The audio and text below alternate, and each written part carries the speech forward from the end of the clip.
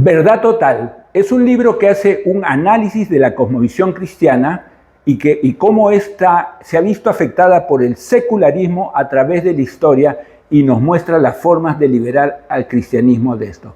Escrita por Nancy Pearcey, nos invita a reflexionar para poder entender cómo nuestra cosmovisión cristiana está impregnada de una fuerte cosmovisión secular, debido a que hemos conceptualizado nuestra fe, viviéndola solo en nuestro ámbito religioso o familiar, pero no en nuestros trabajos o en otras áreas.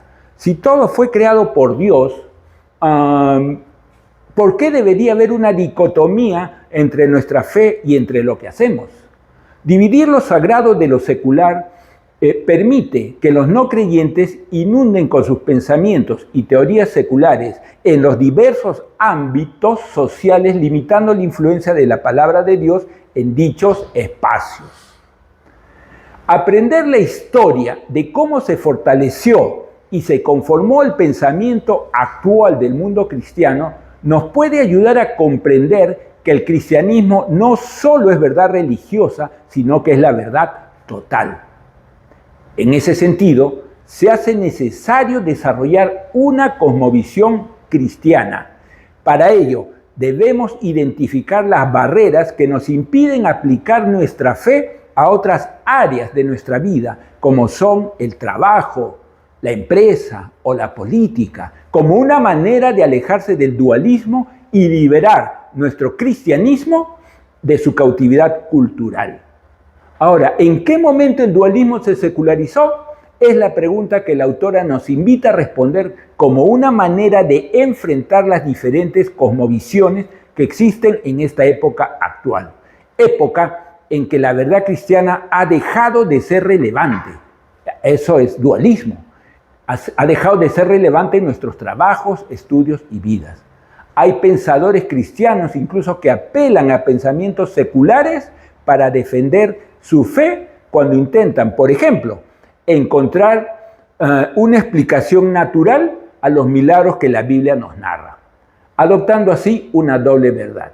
Si en la cosmovisión secular las cosas que a nosotros más nos importan, tales como la libertad, la dignidad, etc., ahora son consideradas, ellos los consideran como meras ficciones útiles, es porque han existido y existen cosmovisiones que han influenciado desde hace mucho tiempo esa manera de pensar, produciendo dicotomías entre lo público y lo privado, entre los hechos y los valores que acaso defendemos. Y así vemos cómo, lamentablemente, la verdad cristiana poco a poco ha ido perdiendo valor en nuestras vidas y en la sociedad. Debemos encontrar, pues, maneras para superar esta dicotomía que existe en la actualidad y que separa lo sagrado de lo secular.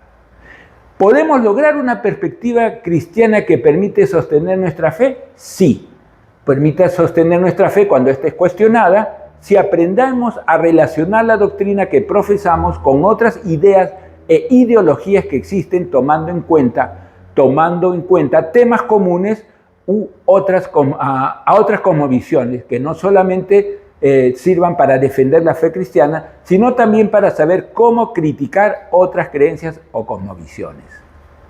Así, por ejemplo, de las diferentes cosmovisiones que existen, el darwinismo influyó de manera significativa en la adopción de nuevos criterios relativos a lo que normalmente eran denominados verdades objetivas. Su concepción naturalista afirma que los dogmas teológicos y absolutos filosóficos o eran fraudulentos o símbolos que representaban aspiraciones humanas. Históricamente hablando, el darwinismo es el que ha impedido por muchos años que el cristianismo sea considerado verdad objetiva. Este ha logrado que el concepto de Dios como creador sea excluido de la discusión racional. En este libro, Nancy Pearcey presenta argumentos que demuestran la falsedad del darwinismo y nos muestra también la necesidad de centrar nuestra apología en el hecho que el universo es el resultado de un agente inteligente y no de fuerzas ciegas no cognitivas. Ahora bien, más allá de mostrar lo negativo que tiene creer en la evolución naturalista y mostrar evidencias positivas del diseño inteligente, es necesario conocer las nuevas formas que existen de defender el diseño inteligente en términos científicos. En esta obra, la autora nos muestra la manera como la evolución naturalista se ha transformado prácticamente en una cosmovisión universal que afecta todo aspecto de la vida y sociedad humana. Ramas como la psicología, la moralidad, la ética, la política, la educación, la medicina, la salud mental, ¿no? Lo que pensamos acerca de la mujer, etc. Al tomar como base el naturalismo, obvia la presencia y existencia de Dios y los principios de ética, de la moral, de las relaciones interpersonales, del sexo, que de la palabra derivan. Por ejemplo, excusan el infanticidio como un mecanismo de defensa producto de una adaptación evolutiva beneficiosa. Excusan el bestialismo al afirmar que si somos animales evolucionados, entonces es moralmente correcto tener sexo con animales. Ofrece una excusa genética para la inmoralidad. Por el contrario, la doctrina bíblica de que fuimos creados a imagen y semejanza de Dios nos da una base sólida para preservar su verdad, la dignidad humana y la libertad moral. Estamos pues llamados a preparar a nuestros jóvenes para que sepan que el cristianismo no es solo verdad religiosa, es la verdad acerca de toda la realidad. Uno de los efectos del darwinismo, por ejemplo, en la cultura de los Estados Unidos, es que a fines del siglo XIX se fundó una escuela denominada pragmatismo filosófico, cuya premisa central giraba alrededor del cambio evolutivo que había sufrido la mente humana paralela a la evolución de la vida. Personajes como John Dewey, William James, Charles Sanders Peirce, etc., postulaban la idea que Dios ahora era un Dios que evoluciona en el mundo y con el mundo.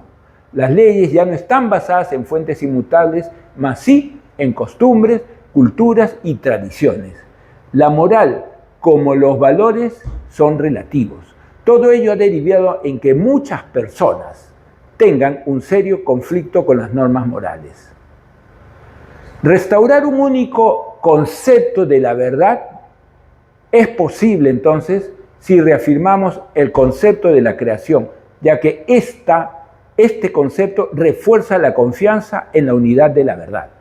Reafirmemos nuestra fe en oración y poder espiritual, dejando de lado todo temor y confrontemos tal cosmovisión bajo el señorío y liderazgo de Cristo. Ahora bien, ¿en qué momento dejamos de pensar? ¿En qué momento perdimos la mente? A juicio de la autora, los evangélicos no tenemos ni robustez intelectual, ni apologética, ni cosmovisión. Hemos perdido la mente, es decir, hemos dejado de pensar. Las principales causas que originaron este problema se puede explicar revisando la historia de los evangélicos estadounidenses, cuando menospreciaron la doctrina, dejando de lado el crecimiento gradual en fe y santidad, cargado de acepciones intelectuales y teológicas, y se enfatizó el aspecto emotivo, colocando a la fe cristiana como un fenómeno no cognitivo. De repente, la iglesia dejó de ser la comunidad de fieles en la que uno era recibido y la autoridad espiritual a la que uno se sometía. Las estructuras como familia, Estado, iglesia, dejaron de ser de origen divino y pasaron a ser entidades creadas por necesidad, por el bien común. Este nuevo modelo de comunidad humana favoreció un nuevo modelo de liderazgo que dejó de lado a hombres justos en el medio evangélico y dio paso a líderes y vendedores pragmáticos, emprendedores capaces de hacer lo que sea para lograr conversiones. Cuando en el siglo XIX surgen pensadores del darwinismo y de la alta crítica, los líderes evangélicos no estaban, ni lo están ahora, preparados para responder a sus argumentos disque científicos o filosóficos. Con el tiempo, pensadores como Thomas Reid, Campbell, cuyas formas de pensar baconianas significaron una pereza intelectual de los evangélicos del siglo XIX, trajeron como consecuencia la superficialidad teológica, además de permitir que el naturalismo o empirismo crecieran y la perspectiva cristiana dejara de tener importancia. Aún la ética ofrecida por eruditos evangélicos sentó sus bases en el orden natural antes que en la voluntad revelada de Dios. Tal manera, cual no es la selección natural, tal manera de pensar impidió que los evangélicos reconocieran y respondieran al verdadero peligro del supuesto darwiniano, el cual no es la selección natural, sino la negación del propósito divino. Sin embargo, a la fecha, el movimiento del designio inteligente empieza a cobrar auge, dejando de lado la concepción baconiana de la ciencia.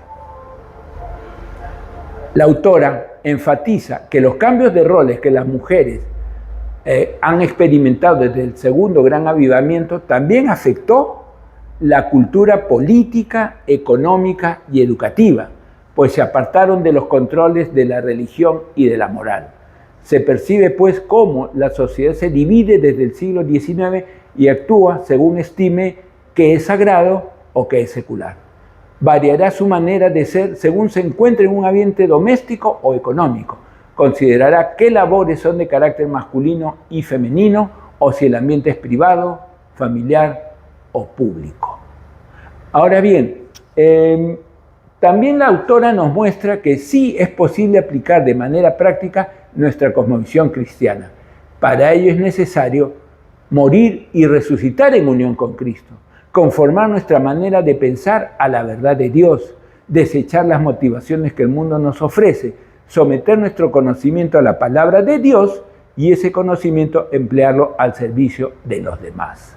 Recordemos que el ministerio de nuestra salvación lo hizo Jesús no como un héroe conquistador, sino como un siervo sufriente, el cual fue herido, escarnecido, azotado, colgado de una cruz.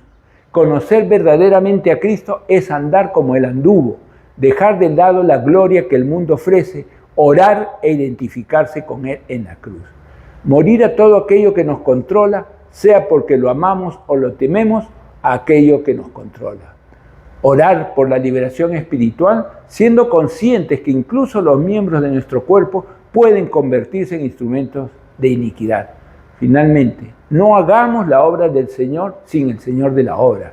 Expresemos la verdad de lo que predicamos y en la manera de predicarlo. Nuestra perspectiva debe estar fundamentada no solo en lo que vemos, sino en aquello que no vemos. O sea, en tanto en lo natural como en lo sobrenatural. Aceptemos el hecho de que el mundo invisible juega un papel importante sobre el mundo visible. Reconozcamos que si ganamos batallas empleando métodos mundanos, entonces realmente perdemos. No nos olvidemos que la Iglesia está llamada a dar testimonio del Evangelio en amor y en unidad. Actuemos con la mente de Cristo. Gracias, Dios los bendiga.